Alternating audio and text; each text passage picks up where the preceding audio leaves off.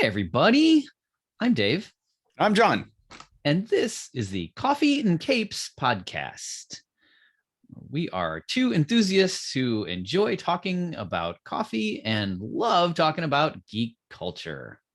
Yes, we do. A lot. So much. So much so. You have found us, so you've figured out at least one way to enjoy our odd musings here. But John, tell the people all the ways they can connect with us. So many ways. As always, you could, if you're watching this, you found us on YouTube. We still aren't sure why you would want to watch us on YouTube, but sometimes the backgrounds that we have give a hint as to what we're talking about. They definitely do today. Yes. You can also find us on iTunes. You can find us on Spotify. Anywhere that really you listen to podcasts. We're on Stitcher. And then you can also find us on social media. So we're on Facebook, / coffee, the letter N, the word capes. Also Instagram, coffee _ the letter N _ capes. We're on Twitter, not very often, but we're kind of all over. And if you have an idea for a podcast, you want us to talk about something that you enjoy, and you can send us an email at supers@coffee, the letter N, capes.com, and we will take your ideas into advisement. We've had a couple come through from people that we know. And shout out to my buddy Adam for the conversation we had. Thanks for listening, buddy. And thanks for the ideas. He kicked over some good stuff when we had a conversation. So don't be afraid to send in your thoughts. We like thoughts. That's all this show is thoughts. Thoughts are good. Thoughts, random thoughts. Dave, sometimes specific thoughts. Sometimes very specific thoughts. We have some thoughts, exciting stuff today. But this isn't just about nerd culture. It is about coffee as well. We enjoy coffee. So, Dave, what are you drinking today? Well, I am still drinking our batch of Jamaican Blue Mountain coffee. It was a big bag, and it has lasted, and it's so good. Today, I'm enjoying it with a vanilla cinnamon coffee bomb. So thank you, Ladybird Provisions, for adding some cinnamony goodness to my coffee this morning. Nice. Rachel tried the chai tea one in her tea the other night and said it was absolutely fantastic. Her actual comment was, make sure you send Nicole a note that says this is magical AF with unicorn emojis, please. So Nicole got that message. It was magical. I too have a coffee bomb in my coffee today. And today I am drinking, it's a dark roast Sumatra Mandiri blend from, it looks like Anodyne Coffee Roasting in Milwaukee, Wisconsin. It's not bad. It's not my favorite that I've had, and be totally honest, but I think part of that has it, like we were talking about just a second ago. I love the aroma of coffee. Yes. But this one has a weird skunk smell to it. Ew. Luckily, the skunk taste does not transfer into the coffee. Still though. But it has a little bit of an odd taste. It's not bad, and but it's not my favorite, like, so far. But, yeah. Hey, they're not all going to be winners. Somebody out there loves them. And again, it's a small business from kind of, the neck of the woods, Milwaukee. Yeah. So don't let my report on their coffee. I've had other coffees from them and they've been delicious. So this one just isn't my cup of tea. It's my cup of coffee. Dad jokes. We got dad jokes. We do have dad jokes. Well, we are old and we are dads, so it's true. This is true. It should be to be expected. Yeah. Today's episode. What possibly could we be talking about today? I don't know. If only there was some way to give a hint to those watching us. Right. So today we're actually going to do volume 2 of famous franchises, different faces. Woohoo. So in the last one we covered Batman and the Joker. And the people love it. Apparently, the people are clamoring for more. Well, I don't know if anybody's actually clamoring. Have you ever clamored? I don't know if I've clamored. I don't think I've ever clamored. but they do seem, it is like right now it's the number one episode that we have as far as listens go. So and this one today seems like it's probably a little timely because we have a new Spider-Man movie coming out. Woo-hoo. Right, so What's the that's release date on that? Do we know? December something 17th, December 22nd or December 17th, I believe. Okay. I believe it's December 17th. However, I have seen the most recent trailer for it. And as we've talked about in the past, Dave usually avoids trailers because I tend to find that trailers will give away too much, or they'll like that one really, really good joke they used in the trailer and then it doesn't land as well in the movie. But this is true. It does happen sometimes. However, I don't think that's the case all the time, but It does happen. But this one, I'm excited. Dave has agreed to watch it for the first time here on the episode. So if you are listening to this, it's probably going to be a whole lot less thrilling, except for the oohs and ahs, maybe. But we're gonna go ahead and Dave, you wanna pull it up and watch it before we get into all the. We're gonna try something new. I'm gonna try to watch this live. We'll see how that goes. Yeah, we're gonna see if it works. We're experimenting here. We're experimenters here at Coffee and Capes. Yeah, I mean, I've been bombarding spiders I find in the house with radioactive isotopes. Nothing's happened yet, folks. Just so we're clear. Yeah. Okay. keep us abreast of that situation. I will. All right, here we go. The current trailer.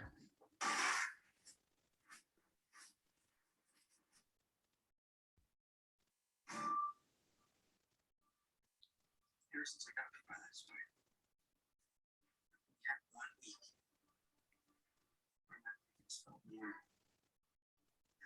We found out. If you're listening to this, folks, you probably can't hear it, and that's okay. Watch that spell where you wanted everyone to forget Parker Spider-Man.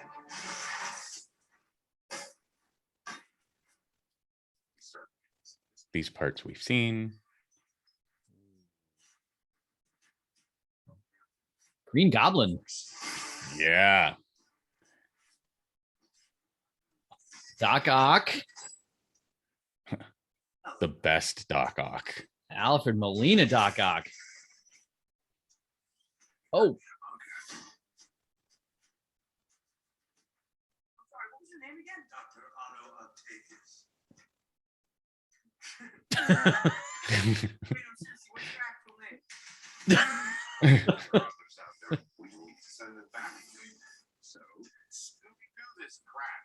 No, Paul, this is kind of your mess. I know a couple magic words myself, starting with the word please.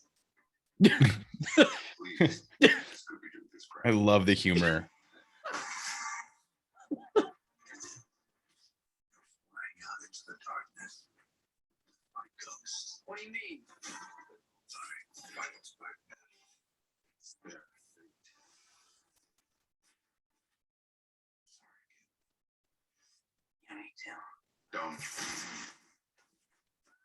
I'm so curious what is happening here.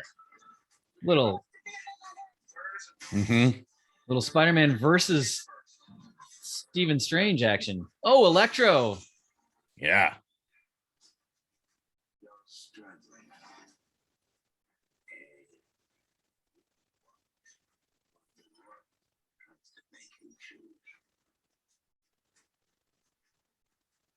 Lizard, Sandman. Happy's back. Wow. Which lizard is that? I can't tell. It's the Doc Connors from Amazing Spider-Man. Oh, here's the classic. She's Right? falling. Oh. They're starting to come through, but I can't stop them. Multiverse, like Wow. fully coming through. Wow. So all the villains, All the villains. but it's cool. We got like all the villains from all the Spider-Mans. Yeah. Wow. Yeah. But they're not, at least they didn't spoil any of the Spider-Mans. Like only the one Spider-Man so far. Right. Only the one Spider-Man. And if you notice, like they're setting up the Sinister Six, but there's only 5. Okay. There's only 5 revealed in the trailer. So you got Doc Ock, Yeah. Green Goblin, Electro, Lizard, and Sandman. Okay. So the question is, who's going to be the 6th? Who's going to be the 6th? Right? Is it? And when you think about who's already shown up in the past, and that's, you know, we had Vulture in this run, right? With Tom Holland. We had a hint at Scorpion. Yep. We also had a very brief, like rando looking Rhino at one point, if you remember that one. Right. Yeah, I don't know. Mysterio. Is Mysterio dead? Mysterio's dead. Mysterio could very well like pop back up. Yeah. Right. I don't remember if Mysterio was a member of the Sinister Six or not. I'm most happy. I'm going to be honest. Like, I'm most happy out of all the villains that we get Alfred Molina's Doc Ock back. For sure. Yeah. He was awesome. Yes. Nothing against Willem Dafoe's Green Goblin. Great job. Willem Dafoe, phenomenal actor. Right. And all the other villains. But it's just, he nailed it. He was so good. Yeah. He was so good. Alfred Molina. So good. But we're not here to talk about Alfred Molina as Doc Ock. We're here to talk about all the people that have played Spider-Man. Man, there's been a lot. There have been a lot. Especially when we take into account like the animated stuff.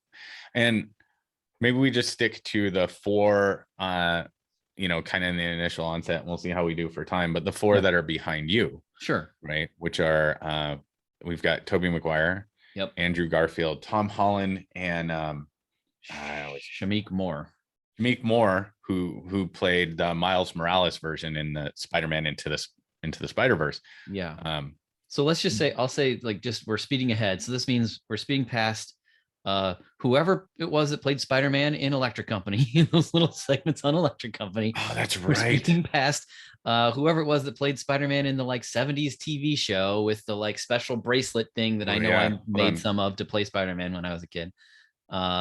Is there any other live action versions that we're just speeding I think past? that's it. Yeah. Obviously many animated versions, but right.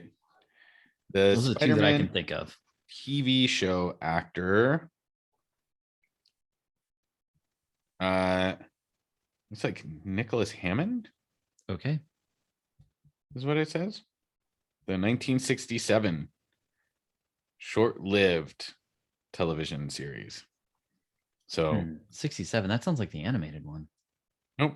No? No. Huh. Yeah. There was for sure one from, you know, I'm old, but 67's before my time. Featuring Spider-Man and was shown in the United States from September 14th, 77 through July 6th, 79. There we go. That's the one. There we go. Okay. Yep. Anyway. All right. Yeah. Good job to you for you know, what was his name? Hammond? For Hammond. Making all of us want to be Spider-Man. Yeah. I mean, we were talking about this beforehand. I tried crawling walls as a kid. Like, how'd that work out for you? I got in trouble. I got in trouble. See, I would only crawl down the stairs. I would like head first down the stairs, like on my belly. Nice. Yeah. I tried to, like, I thought if I got some momentum, I could do it. That was not correct. Drove my mom nuts. The momentum would be like running across the living room, up the couch, along the back of the couch, and then trying to go up the wall. I never claimed to be a bright child, but I was imaginative, I guess. Like, I'm willing to go for it. Hey, I feel like most adult nerds at some point in their life had that moment of, I can really do this. Absolutely. Right? Whether it's jumping off the roof. Yeah, right. I mean, what was the point of safety pinning all those towels around our necks as capes if it wasn't to like try out the powers we were sure we had? Right? We're positive we had those. Positive it happened. And yet nobody was willing to let a spider actually bite them. Ooh, no. Ew, no. We're gonna take that Stop risk. that. No. Yeah. No. But if you had a stuffed spider, you might put it on your arm. Like, go ahead, little buddy. Yeah. So to your point, though, we're speeding past all of those that have done it, and we're gonna just kind of focus on the ones that are behind you. And I guess really we could go in kind of that chronological order. Yeah, let's do that. And talk about them. I mean, there was a lot of hype around that first Spider-Man movie with Toby Maguire. Yes. Right. And I feel like, and maybe this is just me, but I feel like his run as Spider-Man got tarnished a little bit by that last movie. And we forget how amazing and brilliant Toby Maguire was, in my opinion, in the first two. Yeah, I'd agree with that.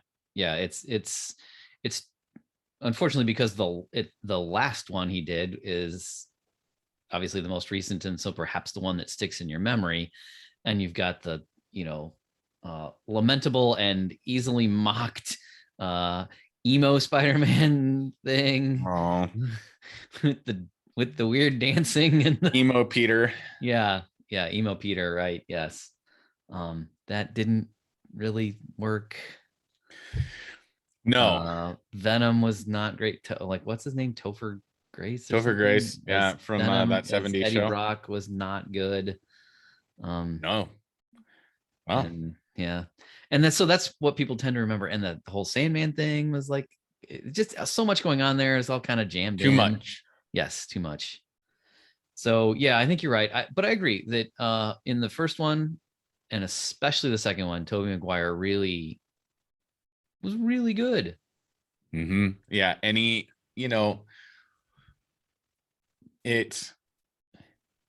I thought that we talked about in the last episode of this in volume 1, kind of actors being either Bruce Wayne or Batman. Yeah. Right. How they did really well at one and, right. Were okay at the other. But so if we kind of apply that same system here, I thought in just kind of, looking back at it, I thought that Tobey Maguire was a really good Peter Parker. Yeah. Like I thought he really, like, when you think about the evolution of Peter Parker and the way, and part of this has to do with the way the movies were written and everything else, because we got to see Peter go from being a high school kid into living on his own in an apartment, which was something we followed, we saw in the comic books as well. I thought Tobey Maguire did a really nice job being that Peter. Right. Right. And embodying the nerdy beginning, kind of discovering himself, maybe kind of sort of a metaphor for puberty of some kind there, and like figuring out that growing into the Spider-Man. Yeah, I agree. I think he does. He presented that pretty well as Spider-Man. Yeah. What are your thoughts on that? I think he did okay. Considering that the first movie probably came out close to 20 years ago, like early 2000s, right? Yeah, I think so, man. It's been a while. Yeah. The CGI wasn't nearly what it is now. So some of that, how much did we see him as Spider-Man and how much of it was CGI, early CGI stuff? But if I'm thinking about, like, is there a standout moment of him as Spider-Man? And nothing's rushing to mind. There's the upside down kiss. This is the one I went to too in my mind. Yeah. And that's is that really him as Spider-Man? Is that, I mean, I guess obviously it is because he's in the mask, and Kristen Dunst's character, specifically does not unmask him there. And that's, that's been used quite a bit now, and in other venues, other incarnations of the character. But does he have that iconic moment as Spider-Man? Yeah, it's tough, right? He and that was like when you said iconic moment, that was the first one I went to, was the upside down kiss, because it's an iconic moment from the comic books as well, right? Yeah. I remember seeing that scene and thinking, oh, wow, right. And there were a couple others like that, like his mask being all ripped up when he was fighting Green Goblin. Yeah. That was very iconic from the comic books. But there's a difference between iconic because it was a comic book scene first, and then iconic because Toby Maguire had that iconic moment. And you're right, 20 years ago, CGI is a little different. I don't think that, especially now that we've seen Tom Holland play Spider-Man, and as athletic and agile as Tom Holland is, Toby Maguire's version of Spider-Man just seems stiff. Right. 2002. So I've just checked it out. We've established that I'm the fact checker of the. Yeah. It bothers me when I don't know the exact thing, and so 2002 was that first Spider-Man movie. So getting close to 20 years ago. Getting close to 20 years. Yeah. So I mean, he was a little stiff in retrospect. Yeah. For a guy that's supposed to live off of agility and acrobatics. Right. I will say, though, another scene that comes to mind, or maybe it's not necessarily a specific scene, but the idea of watching him do that classic Spider-Man move where he's whipping around all kinds of different motions, upside down and sideways and backwards and forwards, and just zipping with the webs and creating a web thing super fast to protect a building or protect people from a falling building or something like that. It's not I guess it's not a specific scene, but that general idea that, he was the first one to really get to do that on screen. Now, we've seen the other ones do it too. Right. And I would argue Holland does it better, but really, I mean, that's maybe the first best thing he did as Spider-Man. I would go into the where he stops the runaway rail car. Yeah. Right. Where he's in the front of it and stretched out. Right. And stretched out. Was that number 2 though? I think that might have been in the second movie. I think it was in the second one, but he does that, and and then they carry him over, they pass his body along, and he wakes up, and everybody that's an iconic scene from Toby Maguire's. That's a good point. Yeah. Run as Spider-Man to me, because it was his moment as a hero and sacrifice. Yeah. And then shows people embracing him. Right. And shows his strength, shows his dedication to the people. And then the other thing I remember from that is one of the people in the crowd says, "It's just a kid." Yeah. Yeah. Which is very much comic booky. Now, at that point, he doesn't look like a kid. Right. But it was nice that they did it. Right. Yeah. It was nice that they did it. And I think that's, as we move into the next iteration, that issue of maybe not looking like a kid was something that got brought up, I feel, against Andrew Garfield a lot. Yeah. Which I didn't think he looked old.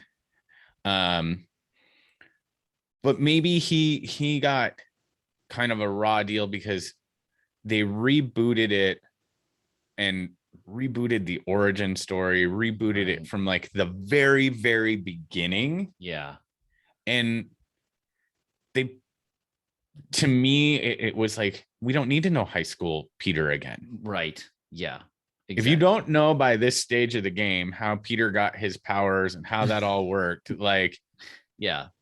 you've been living under a rock, or you were born after like the last Spider-Man series ended. Yeah. So I just looked it up. So Spider-Man 3, Tobey Maguire's Spider-Man 3 was 2007, and The Amazing Spider-Man was 2012. Yeah, So like 5 years. Yeah. It's only 5 years, and we're rebooting and going from the very beginning. And yeah, like it was pretty soon. And I would say I would put Garfield in the inverse of Maguire. I thought he was better as Spider-Man, but kind of dang annoying as Peter Parker. Like just a little too whiny and He was and too emo-y and just kind of yes, emo-y. Thank you. Yeah. Right. That was how I felt about him as well. Like he wasn't Peter to me. Like Mhm. Peter Parker in the comic books, right? And was kind of like well, he was a nerd, Yeah. right?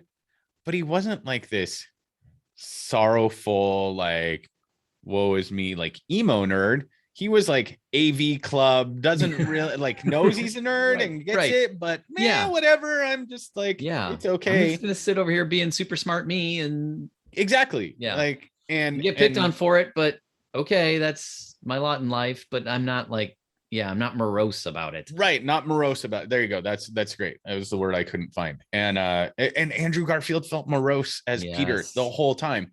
But I agree with you.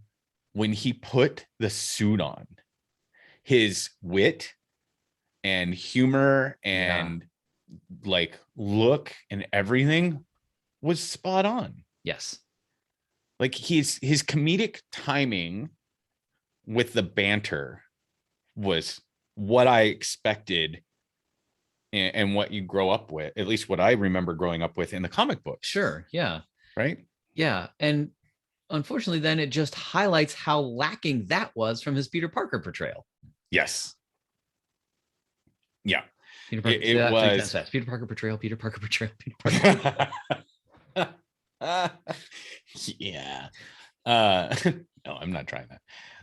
It's not really that hard. But yeah, I agree with you. Right. Where was that wit? Where was that ability to banter as Peter Parker? Yeah, and there was I felt like,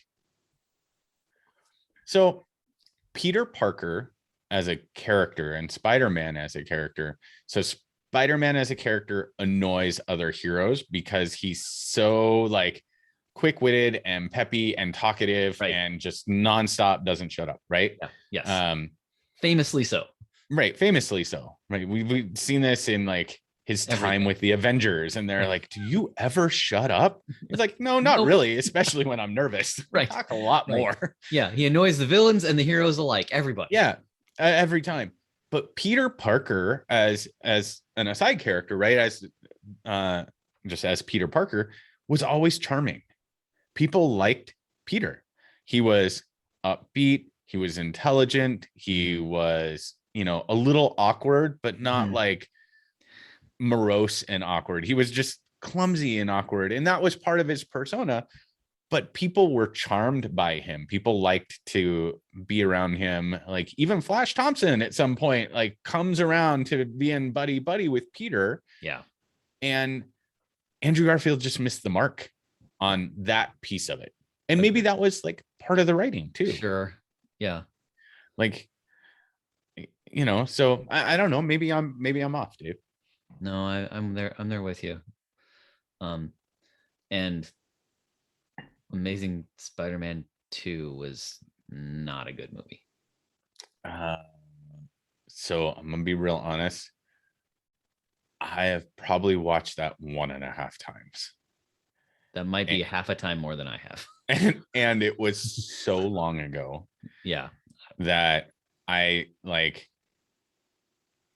Again, I think that movie fell into the trap. So Sony clearly wanted to build like a Spider-Man universe, right? Yeah. A Spider-Verse. Yes. That was very clear. They tried to do it with the third installment of Sam Raimi.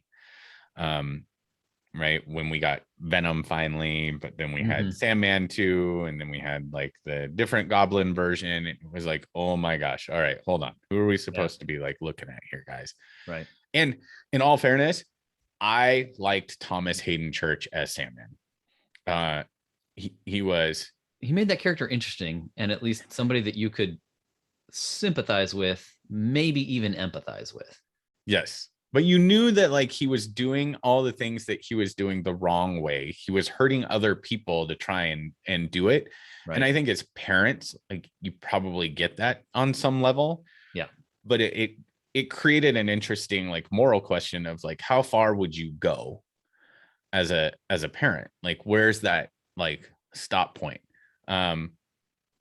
So his portrayal I thought was really good. The CGI, meh.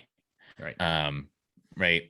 When he started like being crazy big Sandman and all the stuff got pulled into him and he wound up looking like a dumpster being emptied. I was like, me. Or like he belonged in one of those mummy movies with Brendan Fraser or something. Yeah, totally. Like he could have easily like all of a sudden the scenery just swaps out and we've got we've got like the mummy cast like that's Indiana Jones. But right. So I felt like they were saying, hey, there's a lot here we could do. Let's see if we can't build it out. And then everybody was like, you did too much. Please don't do it again. And then they said, all right, let's relaunch with the Amazing Spider-Man. Fantastic. Great. First movie, decent. Yeah. Again, Andrew Garfield, not the greatest Peter Parker, but as Spider-Man, I was like, ooh, I can get behind this. Yes. Like, I like the costume. I like his banter. I like, okay, cool. Let's see what the second one looks like. Even though in the first one, we got a complete and utter reboot that was wholly unnecessary. Yes. And then the second one came and they fell into the exact same trap of too much. And Jamie Foxx, good actor. I like him in stuff. I'm happy to have him be a villain. We'll see. He has definitely a different look in the trailer we just watched. But what they did with the look for Electro just didn't make any sense. No. And I don't know the total history of Electro. I just know that he had like the goofiest costume. Right, with the giant star on his face. Yeah, it looked like somebody threw a starfish at him and it hit him in the face, and he just said, I'm gonna keep it. Maybe it was an attack from Starro from the DC universe, and like the thing on his face, and we just didn't know it. Good.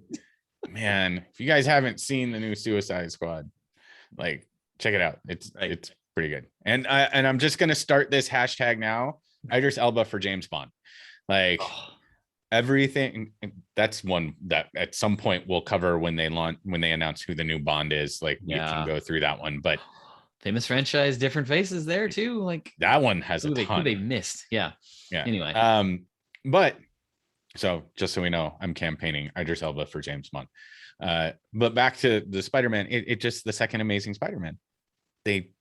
And I agree with you. Like Jamie Foxx, I didn't feel that his narrative to becoming Electro was on point. Yeah. I only vaguely, like you said, I watched it once, maybe heard of another one. Like, I don't remember exactly. Wasn't it some kind of like he's trying to, was it similar idea, like trying to do good for the, or he's doing bad for good reasons kind of deal, kind of the same Sandman thing, something, protect the family, or I don't even remember what. Oh man. And we got a new Goblin. Yeah. Who is the second Goblin, Dave? I honestly, I was just thinking, I don't even know if I remember. It's that bad. And the thing is the actor that plays that Goblin has actually been in some stuff that I've really liked. I'm looking now. Let's see. Oh boy. Willem Dafoe, great Goblin. Dane great Norman Osborn played Harry Osborn in Green Goblin. Okay. I don't believe I know who that is. I've seen his face. I could say, yeah, that's the kid who played Goblin, but yeah. But that was one I was like, ew. Well, then they had that whole like story about, whoa, now all of a sudden Peter's parents are like Spies. or something. Yeah, they like there's a big reach like going on across like the narrative there. Yeah. I don't know. And Anyway, I think we've spent more than enough time on Amazing Spider-Man 2. yeah. Unfortunately, I feel like I'm gonna have to go back and watch it again and You really don't. You to don't have to. refresh. You really don't have to. I do it from time to time. I know it's bad. Like I know something's bad. I even tried to like rewatch Batman and Robin not that long ago. Oh, okay. Yeah, I made it maybe 10 minutes in. Yeah. Maybe. It's And it was the set. We don't have to go. We went into this a lot. Like yeah, last your couple time is episodes. valuable, my friend. You don't have to do that to yourself. So the next one I think we should talk about because Tom's is going to be the most recent. So we'll talk about Tom's in just a minute. But Yeah. Malik, what was his last name? It's Moore, isn't it? Shamik Moore. Shamik Moore. God, I'm so sorry, Shamik Moore. You are brilliant as Miles Morales, and I just screwed up your name. Feel free to call me whatever you want. Yeah, Shamik Shamik I'm looking Moore. it up to make sure. Well, it's Okay. Maybe it's harder because as it being animated, we don't see him. We don't get to associate the actor with the character. Yeah, it's a little tougher. But and granted, Miles Morales is a different Spider-Man, right? Is a different Spider-Man. But I love Miles Morales. Yes. I started reading the Miles Morales version of Spider-Man when Marvel still had the Ultimates comics around. Yes. And they went through like the death of Peter Parker and it was like, what? And then we got Miles Morales and his arc is so good. It's just such a great character. And they brought him to life so well into the Spider-Verse, which aesthetically, like the animation, wow. Fantastic. So it's such a good movie on so many levels. Like that came out in 2019. And I feel like we went and saw 2018. Yeah, 2018. Yeah, we did. We saw it together. And yeah, it blew me away. I mean, it might have been I'd have to look up what other movies came out that year, but I wouldn't be surprised if it was the best comic book movie that year. Yeah. And it had so much heart. Much heart. Yes. And to see like the multiverse of Spider-Man that hit in that movie. I mean, we were talking about it before the episode. You had Nicolas Cage as Spider-Man Noir. Yeah. Right. We had we were just talking about him. Yeah. And we've got Chris Pine as the Peter Parker that dies and inspires Miles. Yep. Or I don't know if inspires is quite the right word, but a little bit. Right. Yeah. A little bit. Right.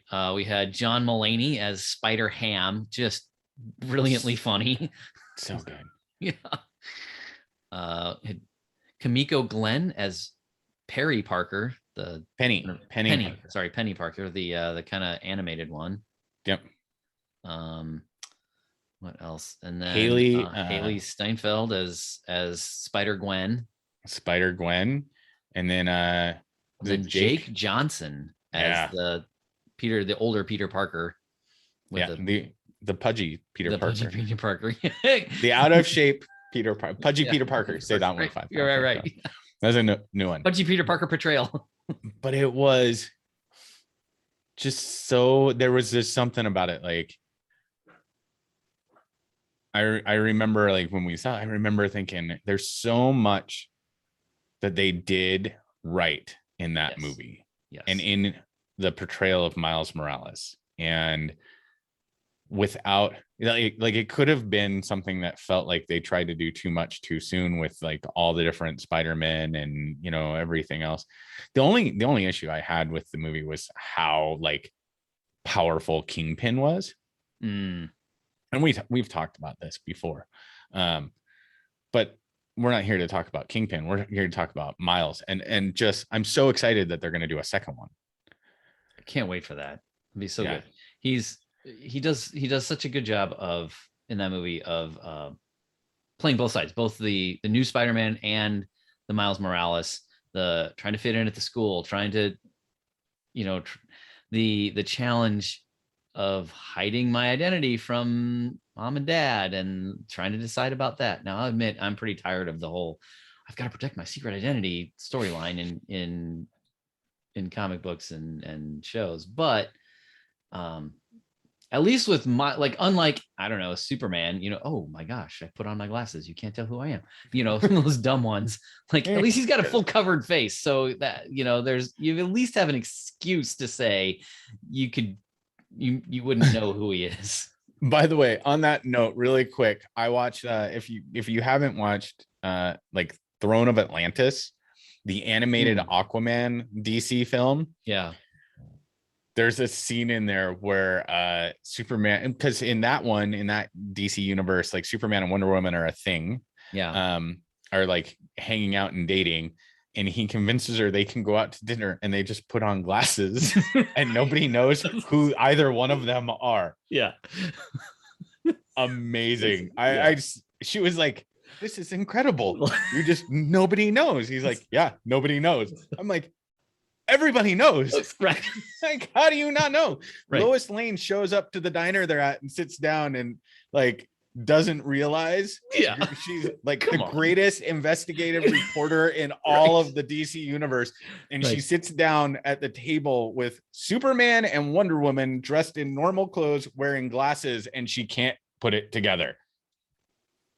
Fired. Like right. Fired. Just, I mean, John, please don't take off your glasses in the midst of recording this, because I won't know who you are. I know, right? Yeah.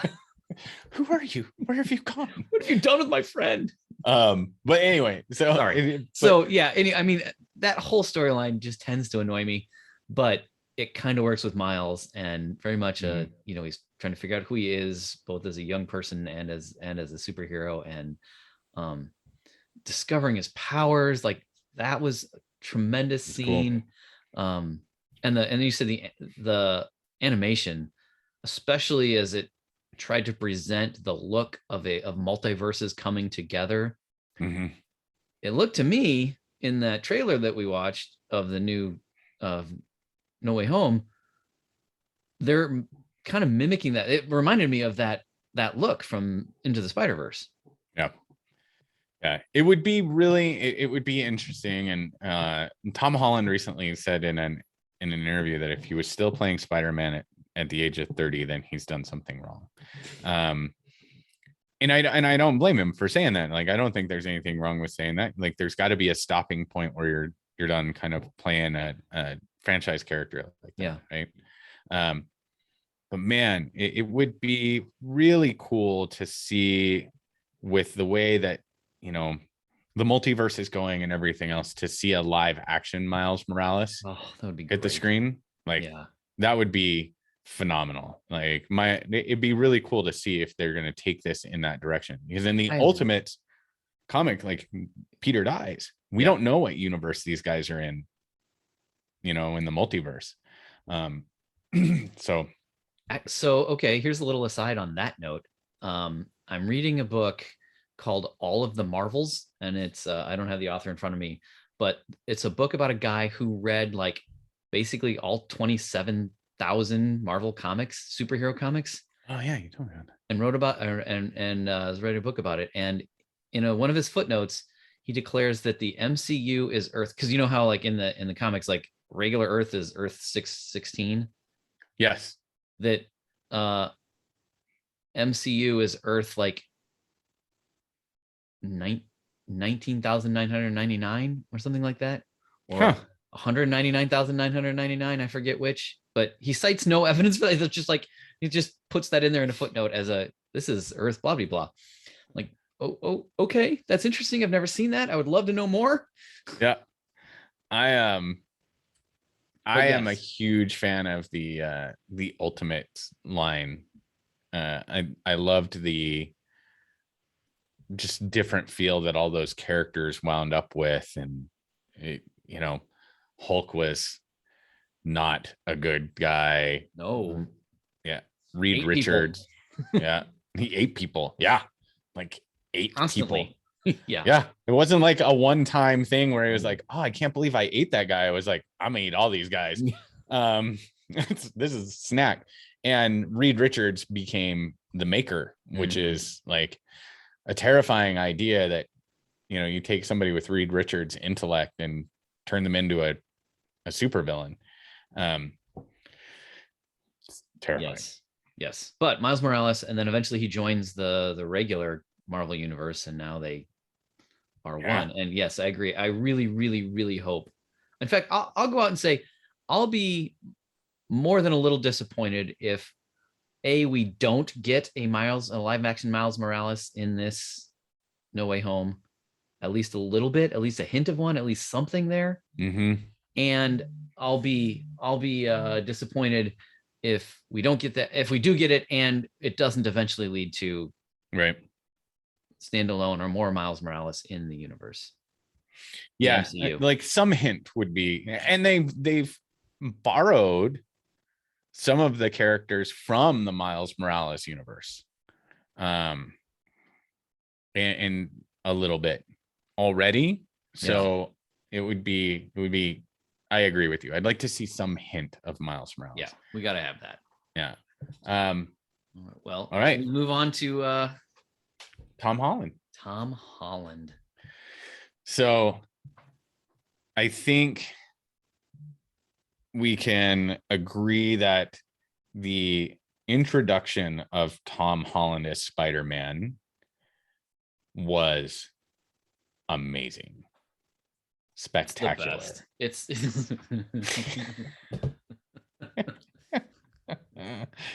spectacular. Absolutely spectacular. On the roofs. Yeah. It's just so the greatest thing ever. And this is, I think it's one of those things you got to give Marvel credit for, right?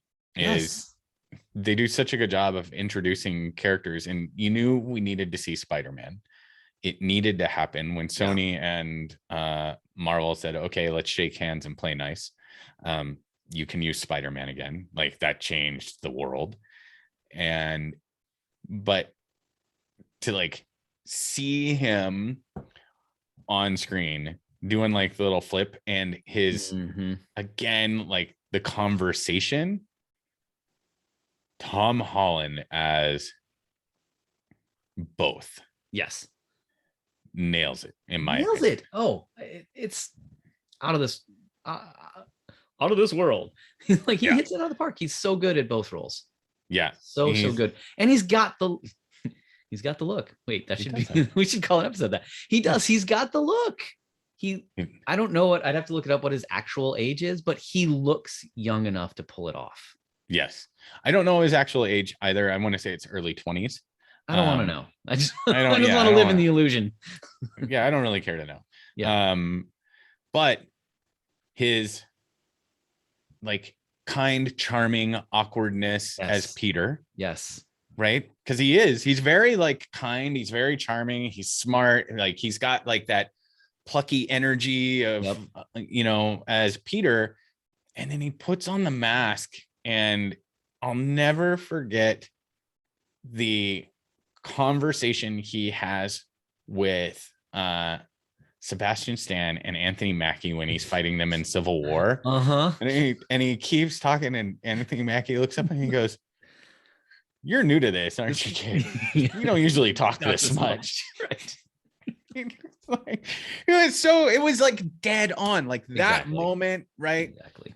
I mean, the introduction was just, I don't know, just to me it was flawless. Right?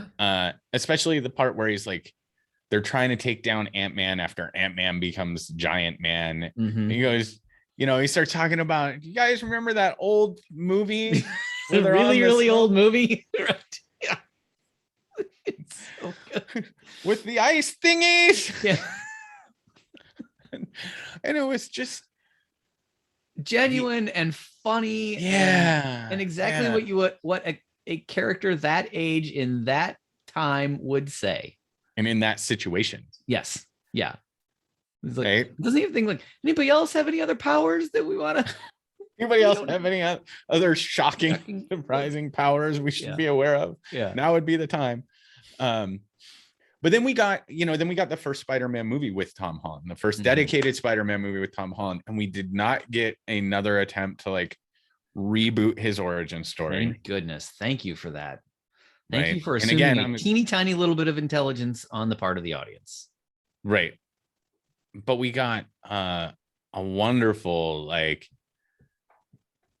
just great experience there. That movie's terrific. Yeah. And man, Michael Keaton as Vulture. That reveal, I'm sorry, spoiler alert if for some reason you haven't watched Spider-Man Homecoming. If you have not, stop right now, whatever you're doing, and go watch that movie. Because it is honestly, to me, upper echelon of the Marvel canon, the Marvel Cinematic Universe canon. It's so good. That reveal of the Vulture character's relationship to MJ? no, the other one. The other Liz. Liz. Yeah. He's Oh yeah, Liz's yeah, you're right. mom. Yep. Sorry. And yeah, he's Peter opens the door and it's to pick her up for homecoming, and it's him. so I mean, that was a legit bleep moment. it was so good. It was so good. And they didn't there. I don't think they hinted at, I don't think they gave it away. I did not see that coming. I did not put any that point together. Like, I don't think they didn't reveal it at all. Like, Such it a good was job. that moment hits super hard. And and we talked about this earlier before we started recording, that we're going to have to do an episode on people who have played multiple different characters in comic book movies. Michael Keaton falls into that. And yeah, he's just so good as the Vulture too. They really did a good job with that character, right? As Adrian Toomes. Yeah, made him an interesting character, gave him a good backstory, and once again, does bad things for semi-good reasons, or at least to start, but then it corrupts a little bit as it goes along, and a conflicted bad guy is a more interesting bad guy. Yeah, agreed. And he has some good conflict in there, and it really comes through in an interesting way at the end when he's talking to Scorpion. Mm-hmm. Right, and the guy's like trying to get out of him who Spider-Man really is, and and he won't tell him. He denies that he knows. Yeah. Right. So there's this almost like, at the moment, and it could turn out to be total BS, but in that moment it felt like some parental protection over Peter. Interesting. Right. Yeah. He's a kid. Like, I'm not gonna turn this kid's life upside down because he caught me and I did bad things. Yeah. So that was kind of the way it felt to me, which further humanized him. And I'm sure it sounds like, from everything that I've been reading lately, that we're going to see the Vulture again. I just don't know what in. Yeah. But he's shooting some scenes now. And obviously not for the new Spider-Man movie because it's already done. Yeah. And then in the next one, right, the evolution of him as Spider-Man goes in another direction. He meets Nick Cage, right? He meets, there's Mysterio. He gets kind of drawn into this different experience, this different world. And oh man, they did such a good job with Mysterio. Again, making a kind of weird character at least semi-interesting. Yeah, we got the fishbowl head. It was awesome. Yeah. Right. Yeah. They didn't try to, and that's and some of the other, like we talked about Amazing Spider-Man, like and the Electro that we got and the Goblin that we got were not great, and a little off from the comics, but we got a dead-on looking Mysterio. Yeah, right. Which is not an easy look to pull off because it's a weird look. It doesn't make any sense. I mean, they made it. I thought they made it make enough sense that you could buy it. And Tom Holland's reactions as both Peter and as Spider-Man to all of, like, meeting all these, like, important people and being drawn into all these things. And it was just again, he just further demonstrated that he could play both sides of that character. Yes. And is embodying some grief Mm-hmm. in his reaction to Stark being dead, and so you buy it when he's like, I don't want this technology. I don't want these glasses thing. Like,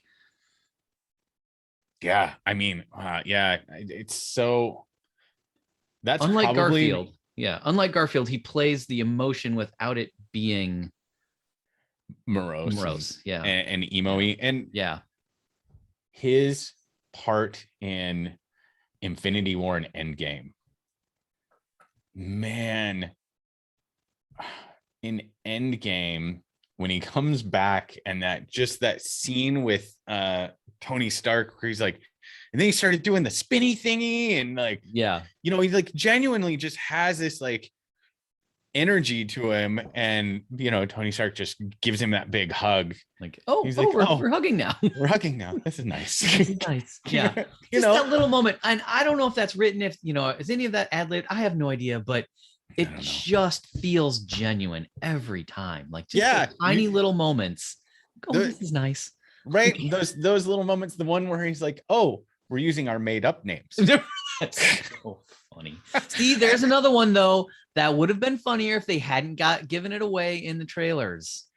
Yeah, it was still great. It's still a good scene. Very There's funny. nothing it's a wrong very with good that being line. given away in the trailers. It was agree to disagree on that one. It was such a good moment where it's it like, really is. I'm Peter, I'm Doctor Strange. Yeah. Oh, we're using our made up names. Yeah. And then I'm Spider-Man. Yeah. And it's just like, it's that like kid in him, right? Just comes through. And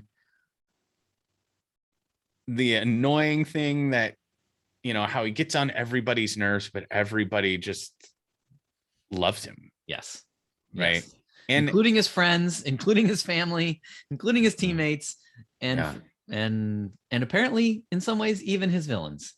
And and in some ways even his villains. And I think that probably one of the most amazing, we talk about like on-screen chemistry between people, right? The relationship that evolved and blossomed between Peter and Tony over the movies. Yes. Right? That father-son kind of like mentor feel that was so heartbreaking when Peter turns to dust. Yeah. Right? The pain Mrs. Stark, I don't want to go. Oh. Yeah. Tear my heart out right now and stop. Yeah. I was just like, I felt my soul just like cringe just now. Yeah. And then when Tony snaps his fingers, right? And Peter's the one that goes to him first. Yeah. And it's just, you see that and it's again like genuine, wholesome, like real, not morose and emo, but just honest like emotion. And I think that, you know, he brings that to both sides of that character every time we see him. Yeah. So it's gonna be hard for whoever has to play Spider-Man after him. True.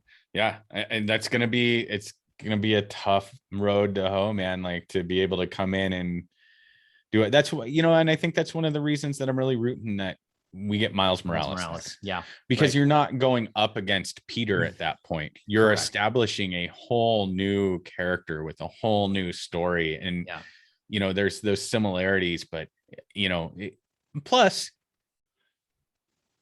you know, we talk about how important inclusion is in comics and how important, you know, recognizing that piece of comic book history. Right. And we're seeing that more and more with Marvel's MCU. I love that part about it, because it should be. That's what geek culture is about, as I understand it. It's about everybody belongs. Yes. You have a home here. Yep. 100%. Right. 100%. You just, so it's good to see Marvel doing that and bringing that to the screen, you know, across their characters. Right. Yes. Could we have gone more movies with Chris Evans as Steve Rogers as Captain America? Sure. Yeah, as many as you want to make. Yeah, it is great. Yeah. Absolutely great. Anthony Mackie's turn as Captain America, though, I can't wait. It's so good. Like that, we'll have to do a podcast on an episode on Falcon Winter Soldier. Yeah, there's so much there. Terrific. And it's set, and I think that show is the catalyst for setting up like what's coming next in phase 4, right? Because or I think that's going to be the bridge from the, like, in what we've seen in phase 4 now has been mostly introducing brand new characters. And I feel like that could very well be the bridge that brings the new stuff that we're getting in, like Shang-Chi and Eternals and I don't know what else, but like for sure those two things, and bringing it back to the MCU that we know so far. Yeah. Right, the sort of the up through phase 3 MCU, like that feels to me like kind of the bridge there. Yeah, I agree with you. I hope so.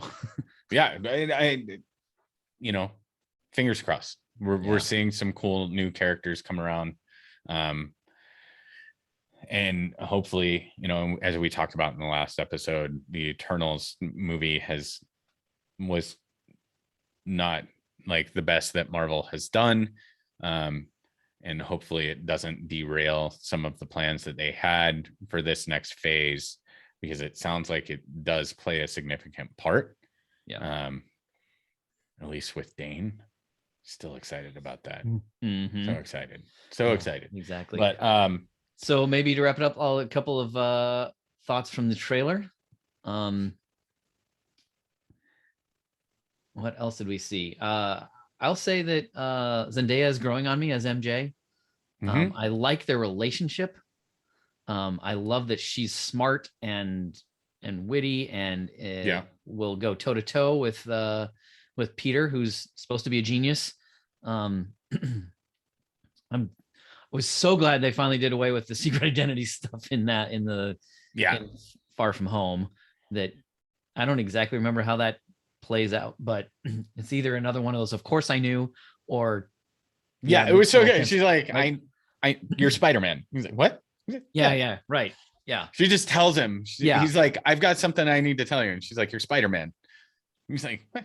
And she just puts it together. Yeah, I agree with you. She's grown on me as MJ as well. I think she's grown into that character. Yes, I agree. Right. We talked about people who just seem to naturally kind of fit in, like Tom fits into Peter and Spider-Man. Zendaya, I think, needed to grow into the character a little bit more. Their on-screen chemistry obviously is a big part of that. Yeah. But I also think that they started to write her character in a way that gave her some more depth to play with. Agreed. As far as the trailer goes, I'm curious to see. One, I love that it looks like Alfred Molina is going to have a pretty significant role, because I love him as an actor, and his Doc Ock was just like the most picture perfect villain of any Spider-Man movie. So that's great. I'm excited to see Willem Dafoe's Goblin back. Right. Okay. I am. I don't know if I rise to the level of excited on that one, but I'm curious to see. I'm curious to see who the 6th member of the Sinister Six is, and I really hope it's not the Rhino that we saw in Amazing Spider-Man. Gosh, so bad. Like Paul Giamatti is a wonderful actor, but needs to not be Rhino. Yeah, please no. Plus, Rhino wasn't a mechanical thing. Yeah. Just stop with that. Yeah, but we're taking so many liberties. Right. Dang it. What was I lost my train of thought there. Sorry. Something about, you know what we haven't talked about in regards to Spider-Man and what's coming? Venom. Oh yeah. Venom's gonna come to the. Could Venom be the 6th member of the Sinister Six? Maybe. Right. It's a different universe. It looks like Venom had a different reaction to Spider-Man at the end. There's so much there. And we know for a fact Tom Hardy is in this movie. For a fact, he is in the movie. So could be cool. Yeah. Could be amazing. Yeah. Could be Could be spectacular. Yes. Awesome. Well, Oh, and the one other thing. So on the trailer, there's a chance. I mean, it kind of looks like Doc Ock and Spider-Man and his amazing friends are working together. So is there a chance we get some sort of version of Superior Spider-Man? maybe. Like that's a big transfer though, because remember he Sure, I know, clones yeah. Peter and then puts himself into Peter's. So Yeah, that would be the whole thing. But so it's probably not going to be that, but maybe they semblance. some Maybe MCU version of that. Be kind of cool. Yeah, be kind of cool. Well, Dave, I think we've done a coverage. So to recap, I think we're both on the same page. Tom Holland, yes, really embodied the whole thing. So and Shamik Moore did too. Embody the spirit of Miles Morales there too. Yeah, on both sides of it. Yeah, yes. on both sides, hands down. Yep. And nothing against like Toby and Andrew. They both nailed like their like part of right. Yeah. But participation awards for both of them. Yeah, curious to see. Are they actually going to show up in this? This and if they do, how's it going to come about? Yeah, could be exciting and fun. So no matter what, the movies comes out in about a month. And we'll talk. We will for sure review it after it comes out. So I know you're waiting. You're all our fans out there are waiting with bated breath for that. But, yeah, we'll find something to talk about between now and then. Don't you worry. Plenty of stuff. But Excellent. Hey, if you're listening, who was your favorite Spider-Man? Do you think we got it right? Do you think we got it wrong? Do you agree? Do you disagree? Leave us comments, send us an email, and keep listening. Thanks for listening. Excellent. Yeah. Thanks for listening, everybody. Until next time, this is the Coffee and Capes podcast, and be good out there. Bye, guys. Bye.